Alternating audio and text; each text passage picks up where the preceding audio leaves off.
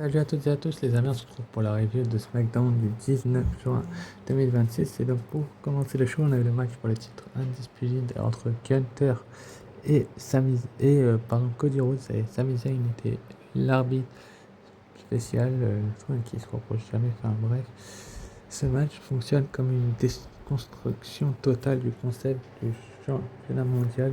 Cody Rhodes n'est pas présenté comme un champion dominant, mais comme un homme qui a survécu à une tempête morale permanente. Cela renforce énormément euh, la fragilité psychologique de son règne. Gunther, de son côté, n'est pas simplement un challenger, il est une force de construction narrative. Tout son style dans le match donne l'impression qu'il veut remettre de l'ordre dans le chaos du règne. Mais le vrai centre du récit reste Sami Zayn. Il n'est plus arbitre, symptôme d'un système qui ne fonctionne plus correctement. Chaque décision qu'il prend n'est pas une action, c'est une réaction émotionnelle. Le booking qui est extrêmement intelligent car il ne donne jamais une réponse claire. Cody gagne proprement mais dans un contexte faux, donc avec un compte assez rapide de Sami Zayn qui met un coup de pied sur la corde, c'était assez rigolo d'ailleurs, et Gunther qui perd mais sans être réellement vaincu.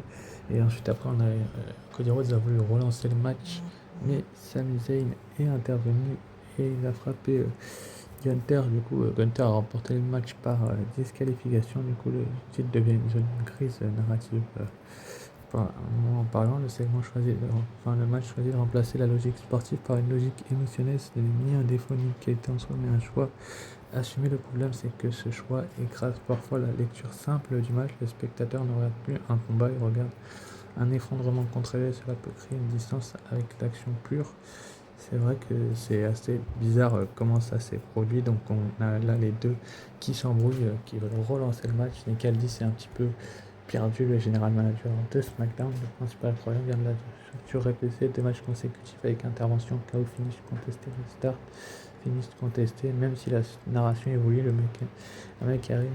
la mécanique reste identique. Cela crée une sensation de boucle dramatique, et dans un show de 3 heures, cette boucle peut fatiguer émotionnellement le public. Elle a même le milieu de carte, mais ce soir-là, il y avait un match de foot, je crois, au même moment, donc ils étaient en concurrence, ils se sont mis, dit on va le mettre le titre Undisputed, alors que personnellement je l'aurais mis en main event. Sami Zayn est complètement perdu ces dernières semaines, et on le voit là dans ce match-là que c'était un petit peu ce qu'il fallait faire. En fait, c'est que la WWE a fait ce qu'il avait de mieux à faire, c'est-à-dire faire coûter le match dans un premier temps à Gunther par Sami Zayn, puis faire disqualifier Cody Rhodes. Cody Rhodes donc reste le champion indisputé de SmackDown, mais il se retrouve un petit peu dans une position loufoque assez bizarre, mais quand même c'est vraiment la meilleure chose qu'il a pu faire, c'est d'avoir fait un style d'opposant assez exceptionnel. Moi, personnellement, j'ai bien aimé comment ils ont bouclé ça, parce que Sami Zayn, on le sent depuis ces dernières semaines qu'il est perdu, qu'il a du mal à se trouver et qu'il se cherche, quoi. Et là, du coup, il s'est trouvé, étant donné ce qui s'est passé au dernier SmackDown, il a réussi un petit peu à se trouver, surtout que finalement, Cody Rhodes garde le titre, mais Sami Zayn frappe Cody Rhodes avec le titre. Enfin, bref, ça part en sucette et c'est la meilleure chose que la WWE ait pu faire, de voir que ça partait en sucette. C'était vraiment une très très bonne chose de la part de la WWE de faire ça ainsi. Et voilà quoi, on a un Cody Rhodes et un Gunther au tapis, un Sami Zayn qui pose avec le titre. Est-ce que ça veut dire ce que ça veut dire, ça? Je n'en sais rien personnellement. C'est vraiment la meilleure chose à faire, c'est de nous relancer, et voilà quoi. Mais c'est un point positif, je trouve. Après, on a eu un segment de Jade Cargill qui était dans les coulisses et déclare qu'elle est sous contrôle, que Tiffany n'est qu'une étape. Elle lance officiellement son défi pour Nice sur la championne, pas de doute, mais juste une déclaration. Jade Cargill est utilisée ici comme une figure d'autorité brute, presque invincible. Son segment fonctionne parce qu'il repose sur une absence totale de fragilité narrative. Elle ne vend pas un combat, elle impose une trajectoire. Cela renforce immédiatement sa crédibilité comme menace dominante dans la division féminine. Le segment est volontairement court et utilitaire et sert davantage de transition vers Night Champion que de développement émotionnel. Cela limite l'impact dramatique mais renforce sa fonction de pièce dans une échiquier global. Le manque d'interaction directe rend le défi un peu unilatéral. On perd une participation immédiate qui aurait pu renforcer l'arène. Le segment reste efficace mais trop déclaratif, pas assez conflictuel. Je suis d'accord là. On a eu un segment entre Jacob Fatu, Solo Sikoa et la Bloodline. Ce segment construit parfaitement une Bloodline fracturée où aucune autorité n'est absolue. Jacob Fatu devient un agent indépendant, ce qui renforce son aura de danger permanent. Cela lui incarne la résistance interne, ce qui donne une vraie profondeur politique au clan. La manipulation de factions et sous-faction peut perdre certains spectateurs. L'histoire devient riche, mais aussi complexe, presque trop dense pour un segment secondaire de show. Le segment manque d'un moment explosif clair. Tout repose sur la tension verbale et les regards sans playoff immédiat. Cela peut donner une impression de transition permanente sans exposition narrative. Je suis d'accord là-dessus aussi, mais bon, c'est à voir maintenant par la suite ce qu'ils vont faire, mais je trouve ça hyper intéressant.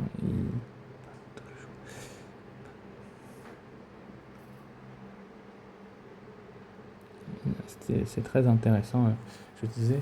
Et oui, MFT qui surprend Solo Sikoa en train de discuter avec Jacob Fatou et qui le mettent en garde, quoi. Ils n'ont pas aimé quoi ce qui s'est passé. On peut les comprendre étant donné que Solo Sikoa est censé être leur leader et voilà quoi. C'est un petit peu surprenant de voir comment il nous mène en bateau. Solo Sikoa, il est un petit peu perdu, on le sent perdu de toute manière ces derniers mois, ces dernières semaines, et malheureusement ça peut jouer contre lui. Ça dépend de voir qu'il est perdu, donc on va voir comment ça va se dérouler par la suite, mais c'est à voir vraiment comment ils vont se relancer par la suite, parce que j'ai l'impression qu'MFT et Solo Sikoa c'est le début de la fin. Enfin bref, c'est à voir maintenant par la suite. Ensuite, après on a une petite vidéo de Blake Monroe, qui a donc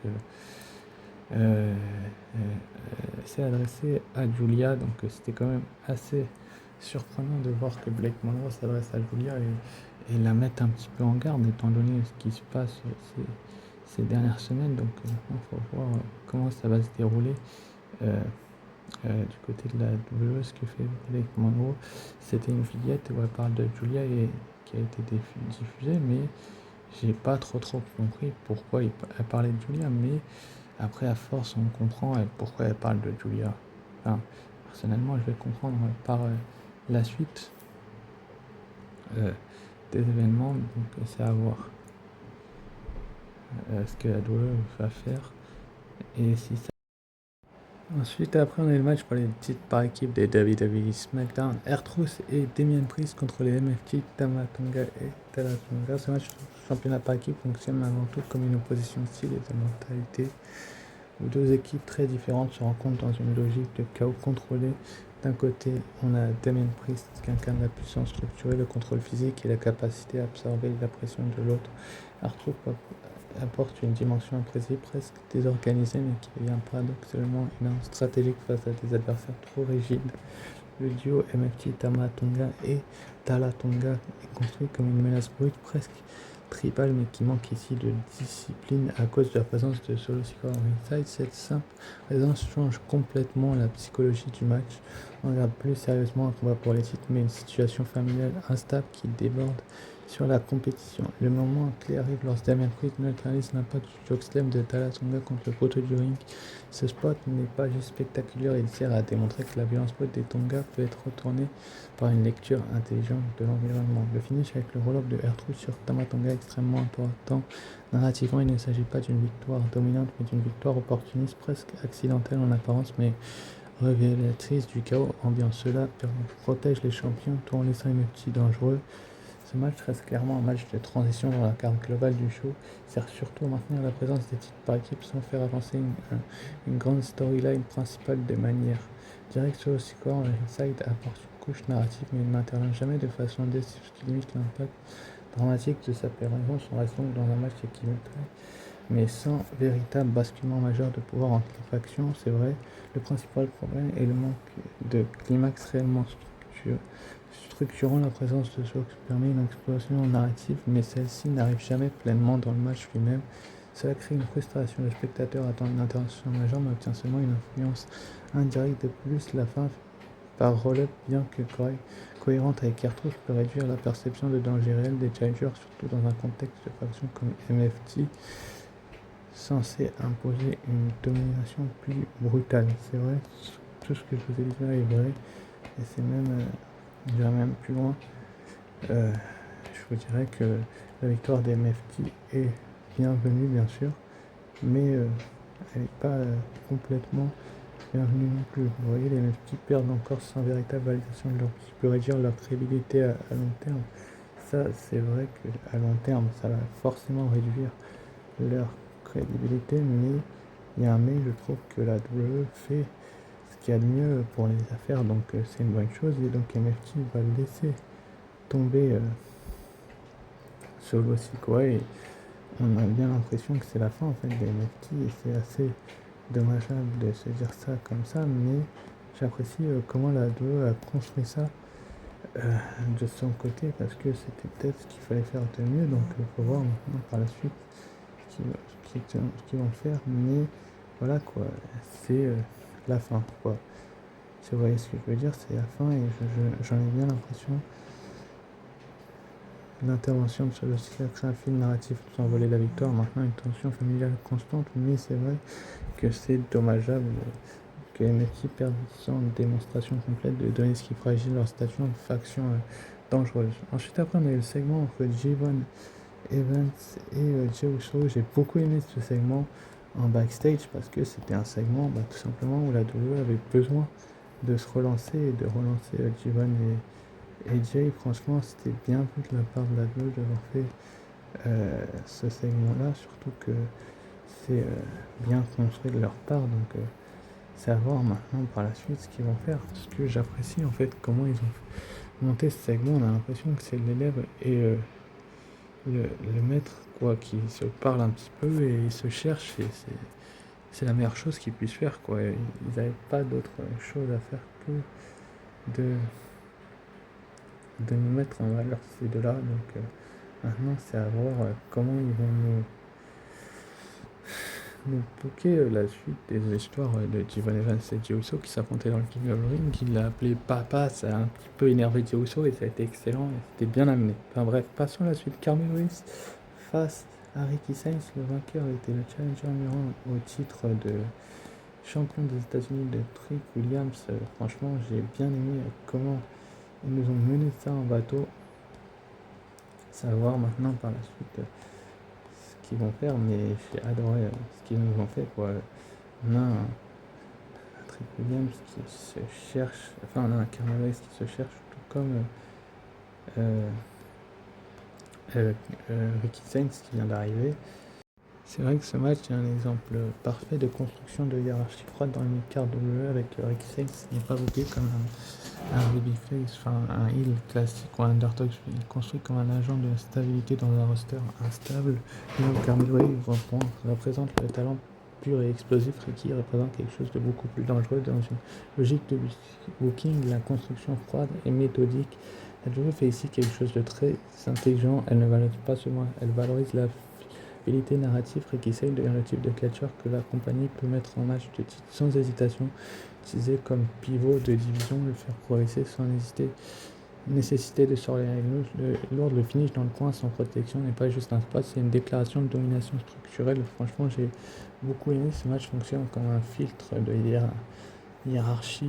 Il ne sert pas à raconter une histoire personnelle mais à répondre à une question simple: qui mérite d'être au-dessus dans la chaîne alimentaire mid-card. Dans cette logique, Harris n'est pas détruit mais repositionné. Il devient un talent dangereux mais instable dans les moments critiques. Le garde donc les deux hommes utiles, Ricky comme pilier, Carmelo comme moteur de performance. Le principal problème de ce match est l'absence de friction narrative personnelle. Tout est basé sur la performance, le rythme, la logique de hiérarchie, mais rien ne crée de haine, de rivalité émotionnelle ou de storytelling profond entre les deux hommes. Résultat, le match est excellent structurellement mais légèrement froid émotionnellement dans une situation de jeu dominé par des histoires fortes. Bloodline, Charlotte, Liv Morgan et ce segment peut paraître presque trop propre dans un peu, donc un peu en retrait émotionnel, mais c'est une bonne chose. Enfin bref, ensuite après on a eu un segment avec Dan Housen qui a électrocuté Matt Cardona qui s'est électrocuté, et donc ils se sont retrouvés en équipe, mais c'était quand même assez intéressant de la part de WWE de faire ça du côté de ce match-là. Mais est-ce qu'ils auraient pas pu faire mieux? Ça, je ne sais pas. Mais en tout cas, j'ai apprécié comment Danhausen a fait en sorte de, de, de, de se faire d'électrocuter. Enfin, on ne sait pas qui monte. On est un peu perdu ces dernières semaines. Mais quand même, on a un Danhausen qui se cherche du côté de la WWE. Donc c'est à voir maintenant par la suite ce qui est arrivé. Juste après, on a eu un segment de Sami Zayn avec Nick Aldis, donc qui lui reprochait un petit peu tout simplement de ne pas avoir de match de championnat. Sami écrit comme faille vivante, il n'est plus arbitre, il devient perturbateur intentionnel et manager de récession. Le segment Arthrus Damien Priest Finn Balor, le segment fonctionne parfaitement parce qu'il utilise Arthrus comme catalyseur narratif alors que Truth croit sincèrement aider tout le monde à s'entendre. Il met involontairement en lumière les tensions encore présentes entre Damien Priest et Finn Balor, le plus important que personne n'a besoin de crier ou de se battre pour faire avancer l'histoire. Un simple échange. Priest apparaît comme quelqu'un qui refuse encore d'accorder ça. Son attitude montre que certaines blessures restent ouvertes malgré le temps qui passe.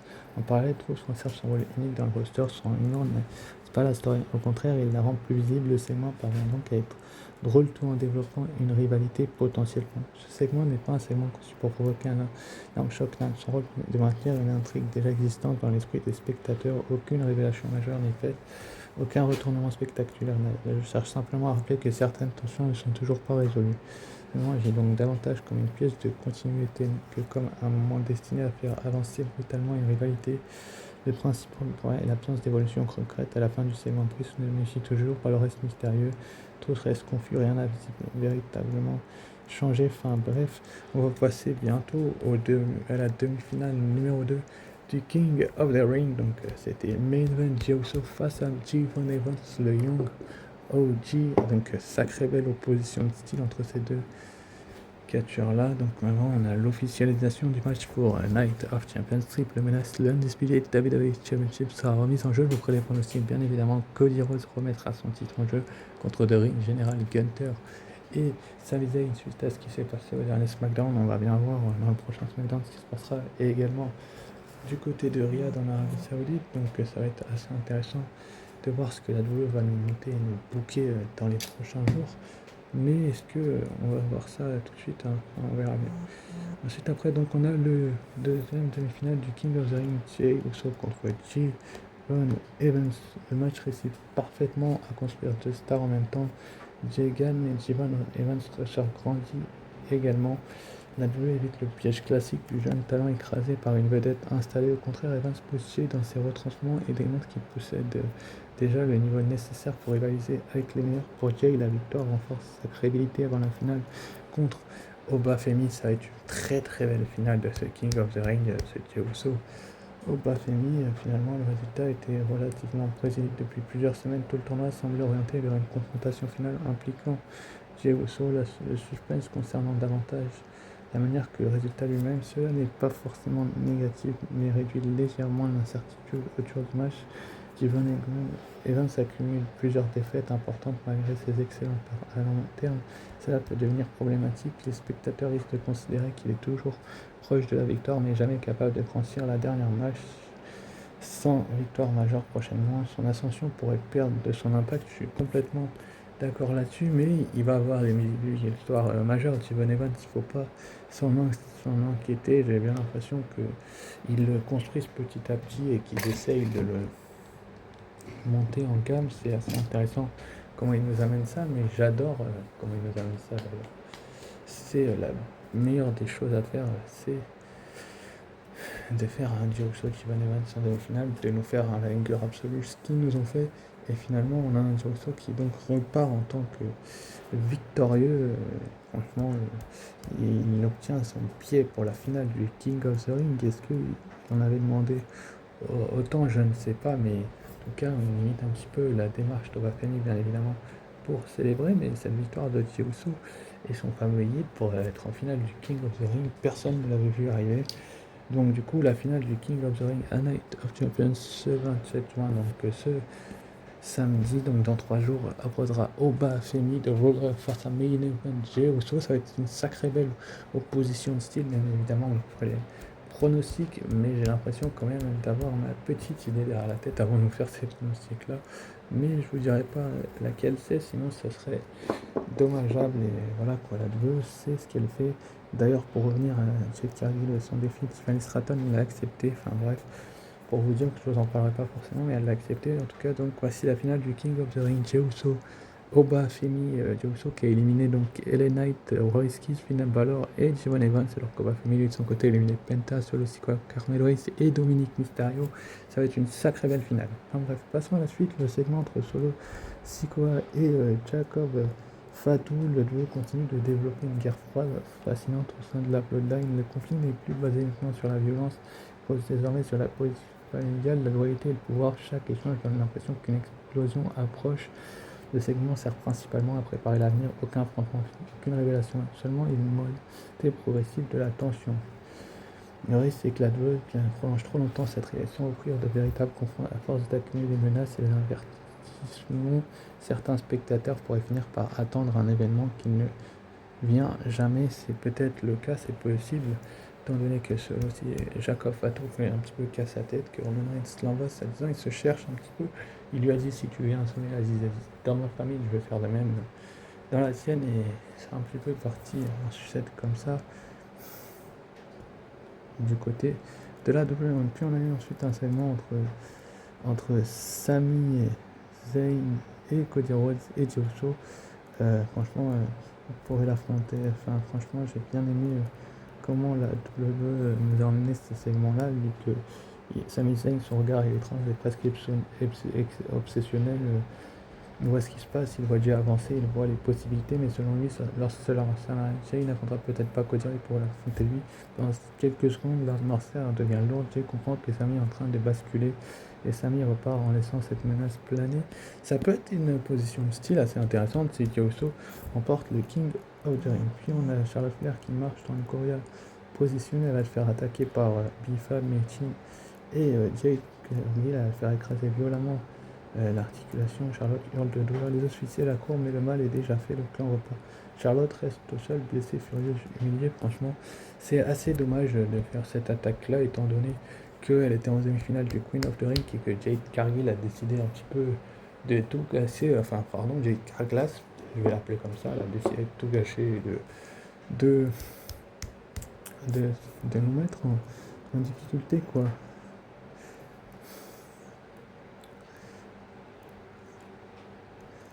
Du côté de la WWE, surtout que c'était Charlotte Flair contre Liv Morgan à 100%, ça aurait été une belle opposition. Là, ça l'était un petit peu moins, étant donné que Charlotte Flair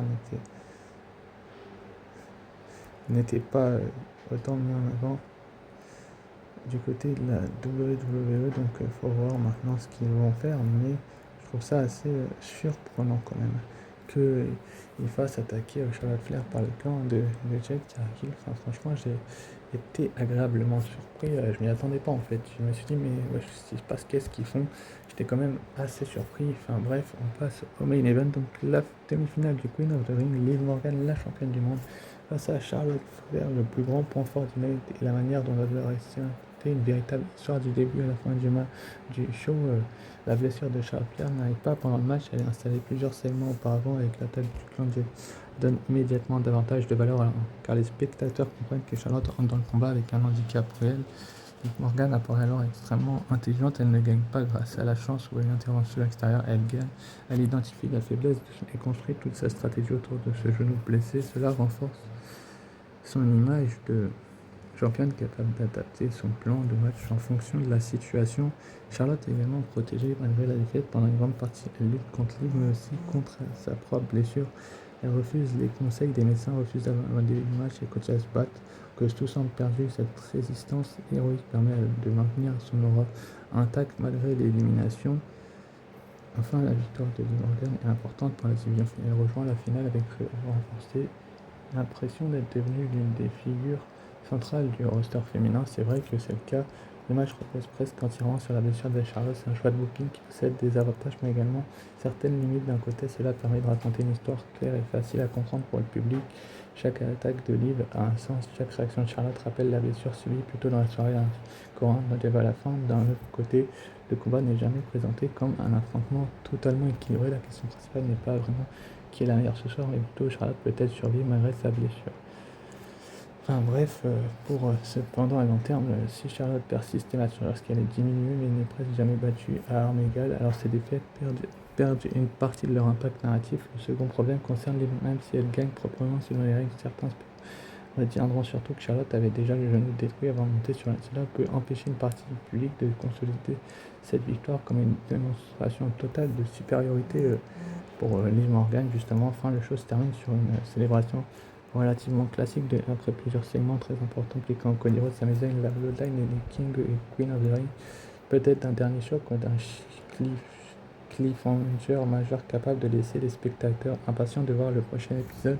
Ça, c'est vrai que la victoire de Liv Morgan est assez surprenante et la WWE va trop vite en besogne. Enfin, c'est que mon avis, je trouve personnellement qu'ils vont un petit peu trop vite et même si Charlotte Flair n'était pas à 100%, ils auraient pu faire durer un peu plus le match, quoi. C'est une déception pour ma part. Je trouve ça assez décevant de la part de faire ça comme ça.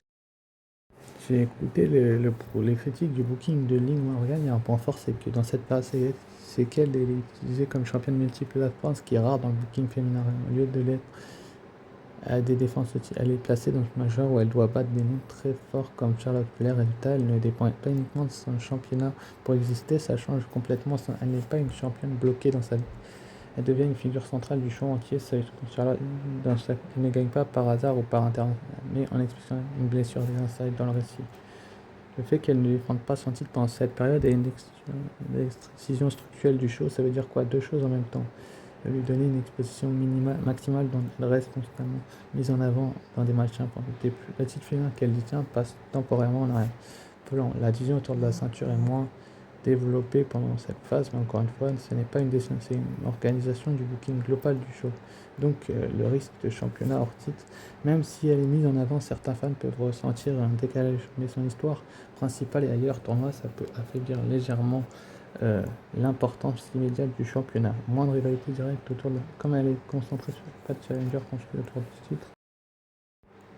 Et le problème principal est clair, Liv n'a quasiment pas de défense mise en avant, même si ce n'est pas un booking, ça crée un effet dangereux. Les titres perdent de la valeur. La championne semble exister surtout en promo et segments.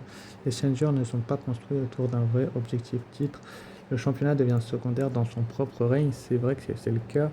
Trop dépendant du tournoi, c'est vrai qu'elle est trop dépendante du tournoi et que l'absence de domination claire, elle est là et trop de storytelling.